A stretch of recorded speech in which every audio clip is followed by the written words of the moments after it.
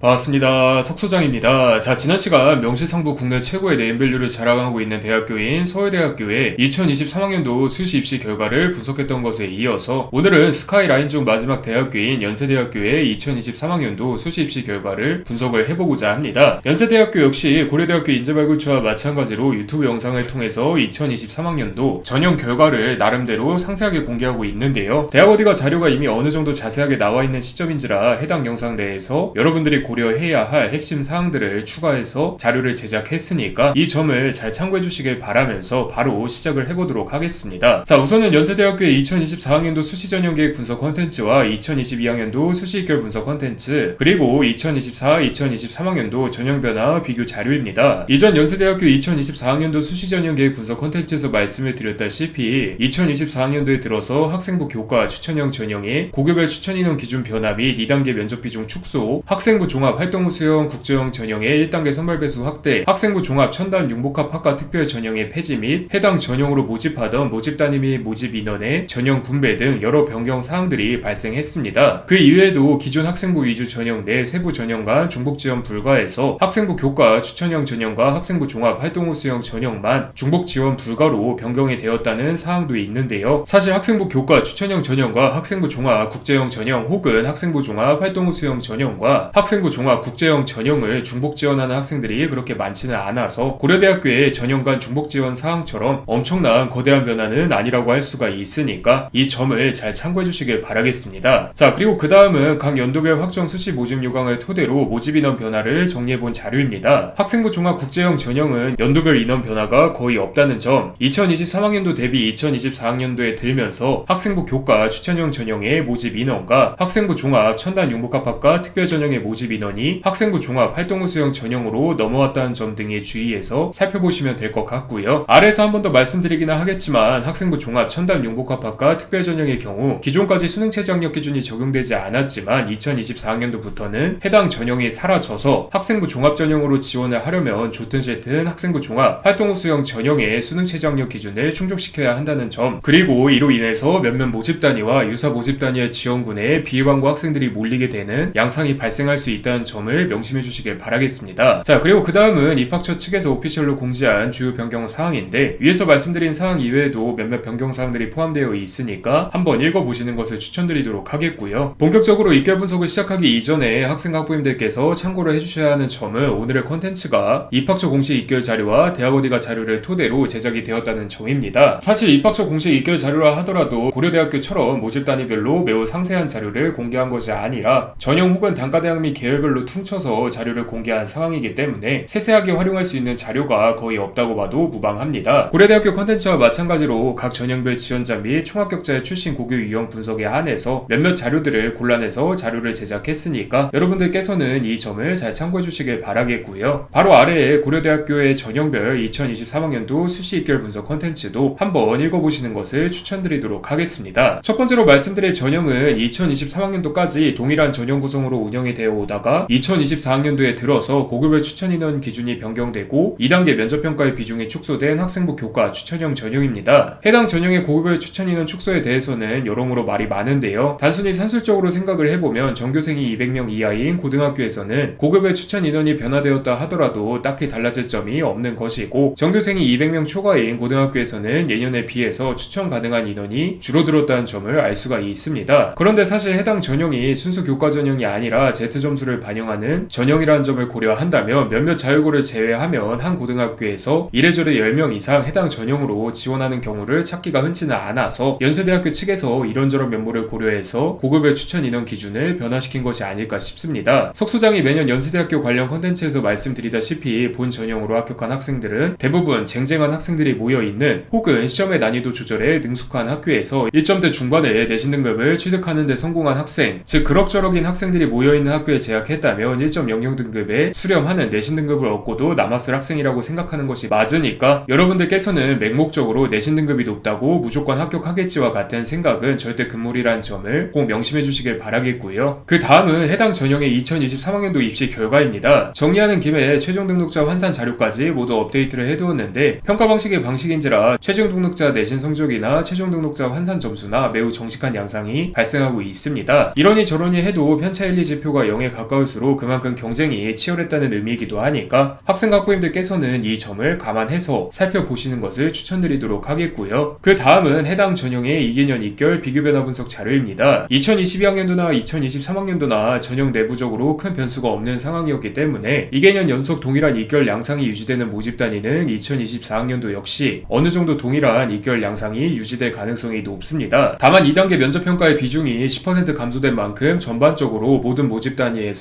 2결이 상승할 가능성이 있으니까 이 점도 함께 참고해 주시길 바라겠고요. 본 전형으로 지원을 준비하는 학생과 학부모님들께서는 해당 전형 내 Z점수의 의미에 대해서 어느 정도 자세하게 설명을 해두었던 연세대학교 2022학년도 수시 2결 분석 콘텐츠를 꼭 시간을 내서 읽어보시는 것을 추천드리도록 하겠습니다. 자, 그리고 그 다음은 해당 전형의 2023 그리고 2022학년도 지원자 및 총합격자의 출신 고교 유형 분석 자료입니다. 연세대학교 입학처 공식 2결 자료에서 소수점 첫째 자리까지만 공개하고 있어서 또한 인원 자체는 최소 1명을 기준으로 산출되기 때문에 언뜻 보기에는 다소 오차가 있을 수 있다는 점을 고려해서 살펴보시길 바라겠고요. 총합격 인원은 등록 여부와 관계없이 모집 인원과 대학 어디가 기준 공개된 충원 인원을 모두 합친 인원을 의미하니까 이 점도 잘 참고해 주시길 바라겠습니다. 해당 전형의 경우 학생부 교과 전형인 만큼 사실 출신 고교 유형을 분석하는 것에 크게 의미가 있지는 않습니다. 지원군이나 합격군이나 2년 연속 97%를 넘는 대다수의 인원이 일반고 출신 학생이기 때문인데요. 그만큼 내신과 Z점수가 보장되는 일반고 졸업 예정자 학생이라면 해당 전형을 최우선적으로 고려하는 것이 속편한 연세대학교 합격 전략이라는 의미이기도 하니까 여러분들께서는 이 점을 잘 참고해 주시길 바라겠습니다. 자, 그리고 두 번째로 말씀드릴 전형은 2024학년도에 들어서 인문통합 계열에 한해서 1단계 선발 배수가 0.5배수 확대된 학생부 종합 활동 우수형 전형입니다. 다른 모든 종합대학교의 학생부 종합 전형과 마찬가지로 2024학년도에 들어서 자기소개서가 폐지되고 평가 기준이 변경되었다는 사항이 있는데요. 해당 전형과 마찬가지의 결인 고려대학교 학생부 종합 학업우수 전형이 높은 수능 최저학력 기준을 기반으로 내신과 비교과는 조금 부족해도 고려대학교 측에서 요구하는 학업 역량만 확실하게 충족한다면 선발하겠다라는 전형 설계 목적을 갖고 있는 것과는 다르게 본 전형은 수능 최저학력 기준 그렇게 세게 지정 안 해놓을 테니까 학생부 종합 전형답게 준비한 인재를 선발하겠다라는 전형 설계 목적을 지니고 있습니다. 그만큼 수능 최저학력 기준을 맞추면 합격 확률이 높아진다라는 표현보다는 못 맞추면 문제가 있다라는 표현이 적합하니까 학생과 학부모님들께서는 이 점을 잘 참고해 주시길 바라겠고요. 그 다음은 해당 전형의 상계년 수능 최저학력 기준 및 연세대학교 입학처 측에서 공개한 단과대학별 수능 최저학력 기준 충족률 자료입니다. 수능 최저학력 기준이야 통합계열을 제외하면은 3년 동안 꾸준히 동일하게 유지되어 오고 있고요. 단과대학별 수능 최저학력 기준도 약대와 같은 특수한 모집 단위를 제외한다면 어느 정도 비슷한 수준으로 유지되어 오고 있음을 알 수가 있습니다. 석 소장이 방금 위에서 해당 전형의 수능 최저학력 기준을 못 맞추는 것이 문제가 있다는 식으로 말씀을 드렸는데 해당 표현은 고려대학교 학생부 종합 학업우수 전형처럼 수능 최저학력 기준으로 밀어붙이는 전략이 본 전형에는 통용되지 않는다는 의미이기도 하니까 여러분들께서는 이 점을 꼭 참고해 주시길 바라겠습니다. 자, 그리고 그 다음은 본 전형의 2023학년도 입시 결과입니다. 연세대학교 치고는 등급이 꽤 낮네라고 생각을 하실 수도 있겠지만 당연하게도 연세대학교이기 때문에 비일반고 학생들의 유입이 매우 많아서 저러한 등급 양상이 나타나고 있다라고 이해를 해주셔야만 합니다. 고려대학교는 학생부 종합 계열적합 전형이라는 비일반고 학생들을 위한 깔때기 전형이 별도로 구성되어 있는 반면에 연세대학교는 그러한 별도의 깔때기 전형이 없기 때문에 비일반고 학생들이라 하더라도 좋든 싫든 수능 최저학력 기준을 준비해서 본 전형을 노려야 하기 때문인데요. 여러분들께서는 그렇게 많이 비일반고 학생들이 몰려들었음에도 불구하고 수능 최저학력 기준 충족률이 꽤 높게 형성되어 있다는 점과 더불어서 연세대학교 측에서 애초에 비일반고 학생들의 유입을 감안해두고 그렇게 센 수능 최저학력 기준을 요구하지 않고 있을 가능성이 높다는 점을 명심하시면서 자료를 살펴봐 주시길 바라겠습니다. 그리고 그 다음은 해당 전형의 2결 비교변화 분석 자료입니다. 2022학년도 대비 2023학년도에 들어서 대부분의 모집 단위에서 경쟁률이 감소했다는 점을 알 수가 있는데요. 연세대학교의 위상이 떨어져서는 아니고 2022학년도 당시가 모든 종합대학교에서 교육부의 요청에 따라 지역균형 전형결의 학생부 교과 전형 인원 의무 배정이 발생한 해이기 때문에 가능성이 높습니다. 어차피 본 전형을 노리는 일반고 학생들이라면 일정 수준 이상의 내신 성적을 보유하고 있을 것이기 때문에 해당 전형으로 승부를 보기가 어렵다고 판단한 어정쩡한 지원군들이 다른 인근 네임밸류 대학으로 유입되는 현상이 발생한 것이라고 이해를 하시면 쉬운데요. 2024학년도의 경우 2022학년도보다는 전형 구성이 비교적 안정화된 상황이기는 하지만 연세대학교의 오랜 라이벌인 고려대학교 측에서 야기한 변화가 만만치 않으니까 연세대학교를 지망하는 분들께서는 꼭 고려대학교의 전형 구성 양상도 명확히 파악하셔야 한다는 점을 기억해 주시길 바라겠습니다. 자, 그리고 그 다음은 해당 전형의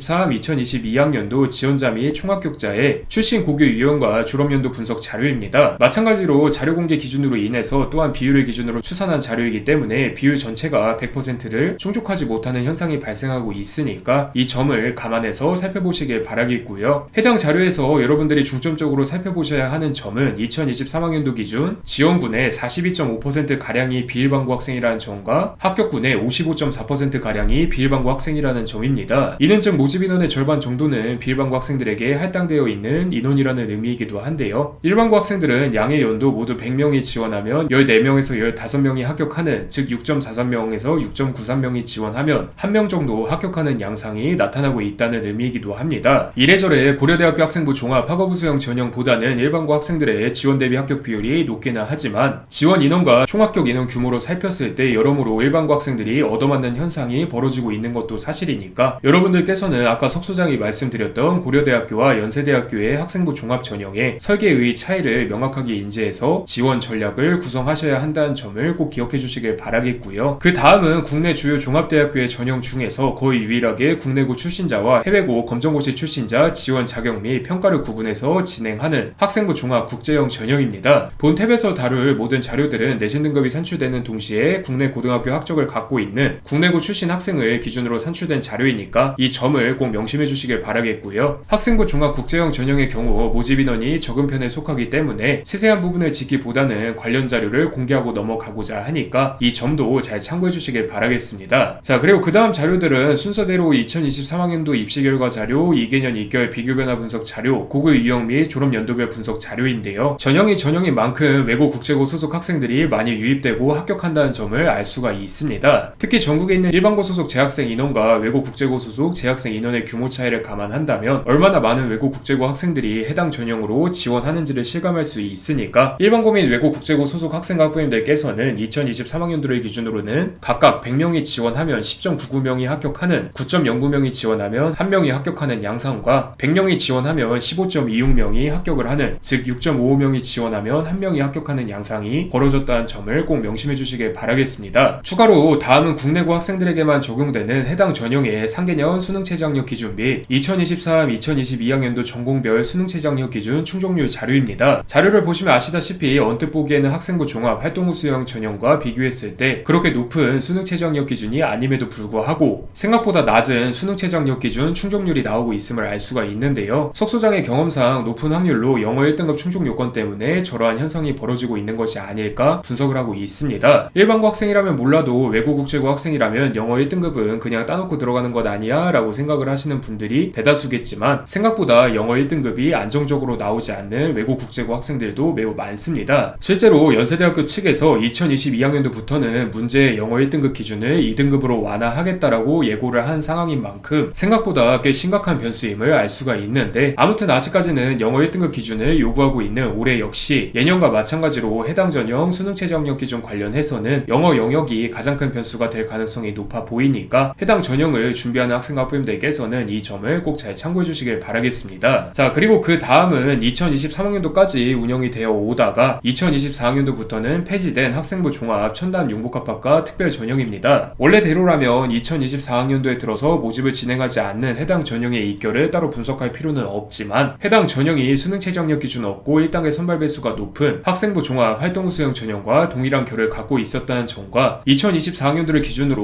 모집 인원은 유지 및 확대된 채 학생부 교과 추천형 전형과 학생부 종합 활동후 수형 전형으로 넘어왔다는 점을 고려해서 학생부 종합 국제형 전형처럼 간단하게 짚을 부분만 짚어보고자 합니다. 지금 여러분들께서 보고 계신 자료는 2023학년도 해당 전형의 입시 결과 자료, 2개년 2개월 비교 변화 분석 자료, 고교 유형 및 졸업 연도별 분석 자료입니다. 해당 전형이 대규모로 운영되었던 전형이 아닌 만큼 자료도 소소하고 고교 유형 및 졸업 연도별 분석 자료는 2023학년도 자료만 공개되어 있는데요. 여러분들께서 유의해서 살피셔야 하는 점은 2023학년도까지는 해당 전형으로 지원하고자 했던 비일반고 학생들이 2024학년도부터는 학생부 종합 활동후 수형 전형으로 몰려올 가능성이 높다는 점입니다. 물론 수능최저학력 기준이라는 방패막이가 있기 때문에 정말로 수능최저학력 기준을 하나도 준비하지 않은 비일반고 학생들은 아예 해당 전형으로 지원하지 않겠지만 학생부 종합 활동후 수형 전형의 수능최저학력 기준이 그렇게 높지 않다는 점을 고려했을 때 지원군이나 합격군 모두 해당 전형의 일반적인 모집 단위와는 색다른 양상이 벌어질 가능성이 높으니까 여러분들께서는 이 점을 꼭 참고해 주시길 바라겠고요. 추가적으로 2024학년도부터 신설되어서 운영될 예정인 서울대학교 첨단융합학부와 여러모로 지원군과 합격군이 겹칠 가능성이 높아서 모집인원 1명당 충원율은 더욱 높아질 가능성이 있다는 점도 함께 명심을 해주시길 바라겠습니다. 자, 그래서 오늘은 이렇게 연세대학교의 2023학년도 수시 입결을 쭉 분석을 해봤는데, 연세대학교와 고려대학교 입시에서는 매년 발생해왔던 현상이지만 수능 최저학력 기준보다 내신과 비교과에 비교 우위를 갖고 있는 학생은 연세대학교를 중심적으로, 그리고 내신과 비교과보다는 수능 최저학력 기준에 비교 우위를 갖고 있는 학생들은 고려대학교를 중심적으로 준비해서 지원하고나 합니다. 그렇기 때문에 당연한 이야기이기도 하지만 한 대학교의 변경 사항이 상대 대학교의 입결까지 영향력을 주는 경우도 심심치 않게 찾아볼 수가 있고요. 여러분들께서는 연세대학교에 합격하기 위해서는 단순히 연세대학교 2023학년도 입결 자료만 살피시면 안 된다는 점을 꼭 명심해 주시길 바라면서 오늘의 컨텐츠를 마무리 짓도록 하겠습니다. 감사합니다.